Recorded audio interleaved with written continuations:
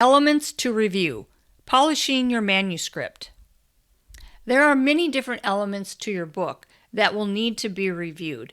So I'm going to break down each of these different elements as we go along here so that you can see what they are, their importance, and what you need to do with them. Consider the following as you self-edit.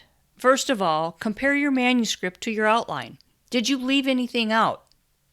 Remember, first we did a mind map, then we did an outline. The outline brings order to all of your thoughts and what you want to do. That outline, remember I said, is not set in stone. It's more of a guide to help you get some idea of what order you may want to put your chapters in, and you might have some subtopics listed to just make sure that you don't forget anything. So you can go back to your outline and take a look at that and see if you've left anything out. Number 2 are flags. Did you flag anything? Did you use that technique that I discussed in the focused writing module? If you did, now is the time to go back and fill in those gaps. So as you are reading through your book, you can stop and do the research that you need to do now to fill in those gaps. Or you can do this before you start reading the whole thing. You know you have some flags, so once you get done writing, then go back, do your research, and fill in all those flags, and then start doing your self-editing stage where you read out loud. You might want to do that first. You can do it as you go, or you can fill in your flags first and then start doing the reading. Enhance your words, descriptive, action, so forth. Use your power words that was in the quality writing module. Remember I gave you 1,100 words that you can use, verbs, adverbs, adjectives. As you're reading through your manuscript, does it sound a little dull? Can you put in some action word, some descriptive word to help enhance the quality of your book? Check your grammar and spelling. And there are tools to help you with that if you don't feel you're good with grammar and spelling. There's one called Grammarly.com, and then the other is HemingwayApp.com. They're similar, but yet they do offer some different features. Some focuses more on one thing than another. There's also built-in spell check in most writing apps. If you're using Word, or most apps I would think have some sort of spell check, and that spell check usually has a little bit of grammar and punctuation built into it, so you can use that as well.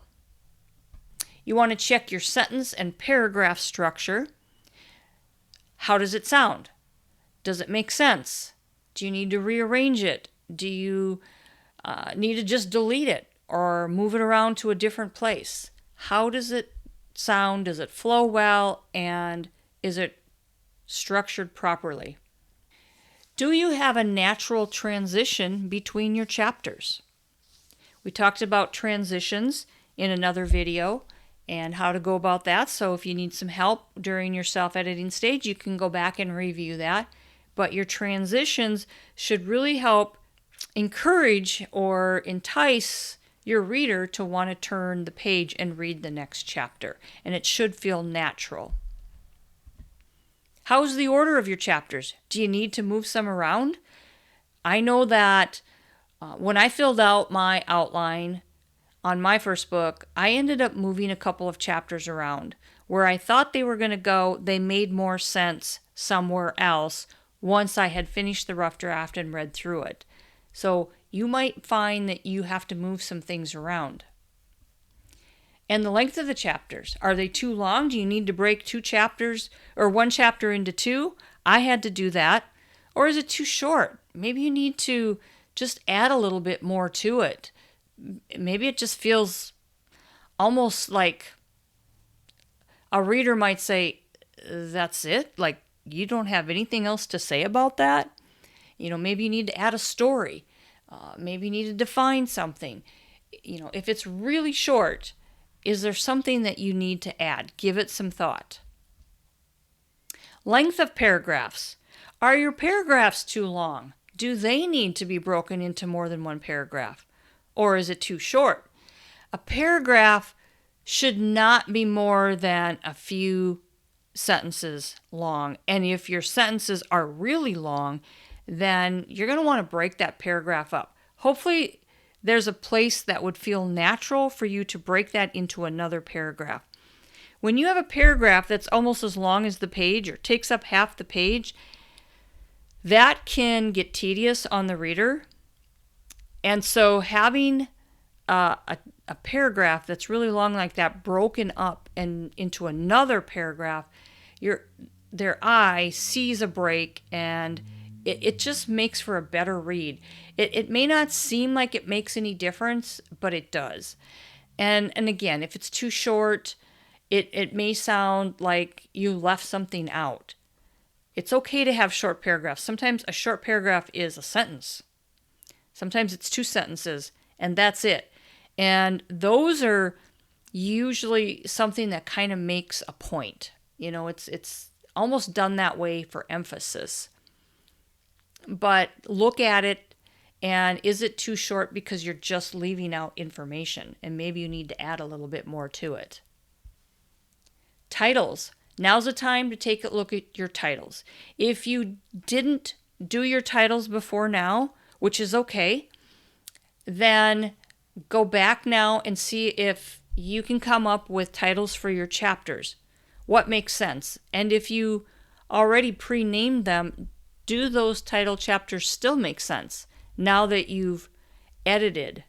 Because you might find that they're not as appropriate as you thought they might be, because as you started writing that chapter, things may have changed a bit than what you thought it might sound like.